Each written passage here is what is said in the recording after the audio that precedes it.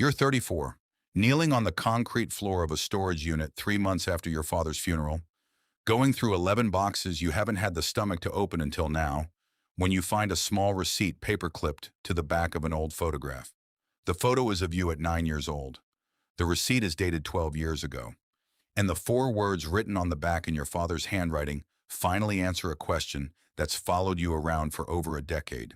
You were 22 that spring, 6 months out of college, working the counter at a hardware store for $11.40 an hour, and living alone in an apartment above a laundromat because it was the only place you could afford after the falling out with your father the previous fall. You didn't call him, he didn't call you.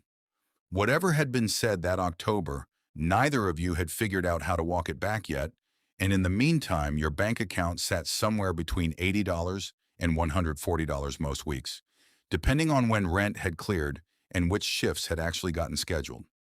On a Tuesday evening, you went to the grocery store with a cart holding exactly what you needed and nothing extra: pasta, eggs, a loaf of bread, the cheapest ground beef on the shelf, coming to $47.62 at the register. Your card declined.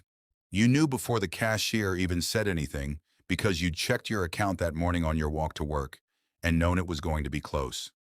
You started pulling items out of the bag to put back, the eggs first, then the bread, doing the math out loud under your breath, embarrassed in the specific way you're only embarrassed at 22, when a man standing behind you in line said quietly, "Just ring it through," and handed the cashier two 20s and a 10 before you could get a single word out. You turned around to thank him properly, and he was already stepping past you toward the door. An older man in a plain gray jacket, maybe in his 60s, not someone you recognized from the neighborhood or anywhere else you could place. You said thank you to his back. He said something like, "Don't worry about it," without turning around. And by the time you got your bags together and made it outside, the parking lot was mostly empty except for a brown sedan pulling out of a space near the far end, too far to catch, too far to even see the plate clearly in the fading light. You thought about it for the rest of that week the way you think about something that doesn't quite add up. Not the money, $47.62 wasn't the kind of number that changes anyone's life. It was the specificity of it, the way he didn't hesitate, didn't ask your name, didn't wait around for gratitude, like he already knew exactly what he was there to do and had no interest in the part where you thanked him for it.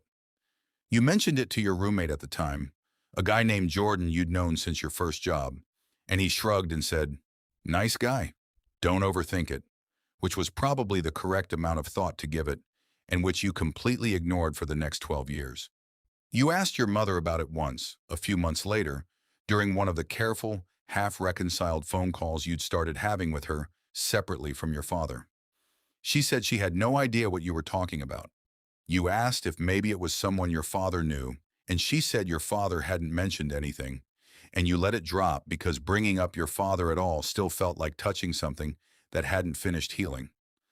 Over the years, the story became one of those things you told at the right moment, usually a few drinks into a conversation about strangers and kindness, always ending the same way.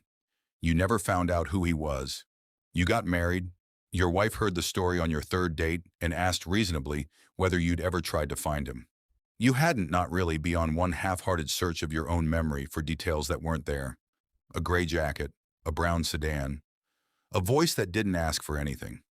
Every few years, standing in that same grocery store for some unrelated errand, you'd catch yourself glancing at the checkout lines, out of habit more than expectation, and never once seeing him. Once, about 6 years ago, you thought you spotted him at a gas station 2 towns over, an older man in a gray jacket paying for someone else's fuel, and you sat in your car for a full minute deciding whether to walk over before deciding it almost certainly wasn't him at all. Your father and you eventually found your way back to something resembling a relationship. Not close exactly, but steady.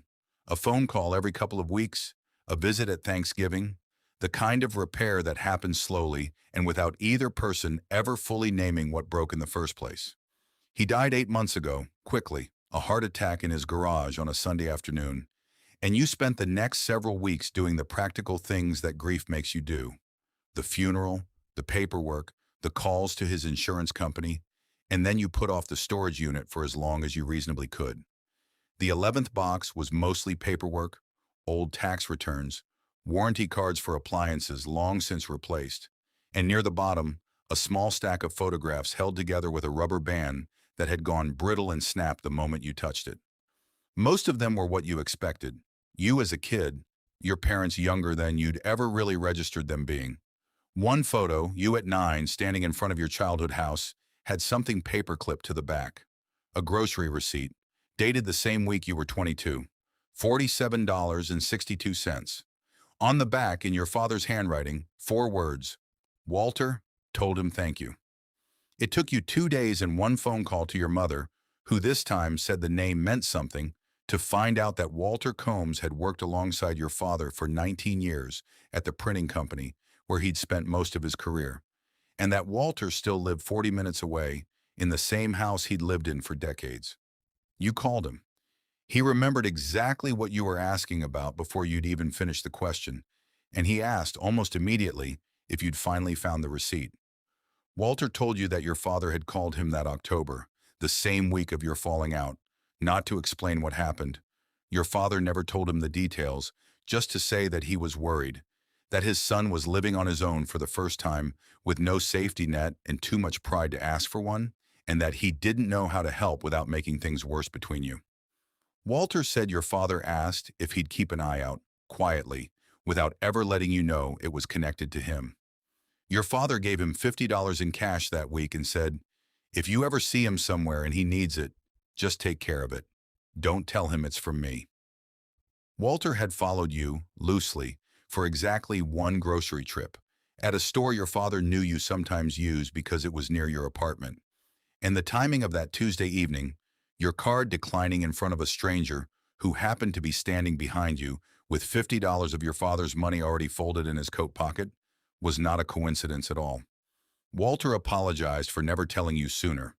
He said your father asked him not to, not out of secrecy for its own sake, but because he didn't want the gesture to feel like an apology disguised as a gift, and he didn't think you were ready, that fall, to receive anything from him directly.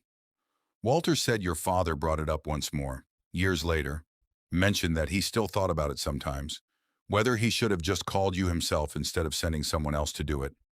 He never did. He let a stranger carry it for him instead, and then he never mentioned it again until a note clipped to the back of a photograph, written for whenever you'd eventually find it, which turned out to be a storage unit.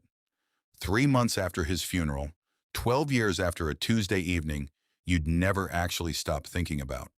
You still have the receipt. It's in a drawer in your kitchen now, not framed, not displayed, just kept, the same way your father kept it for 12 years, without ever explaining why. Last month, at that same grocery store, you paid for a stranger's groceries when her card was declined at the register in front of you, said almost nothing, and left before she could get past thank you. You didn't plan it. You just recognized the moment when it arrived. Some things apparently run in families, whether you mean them to or not.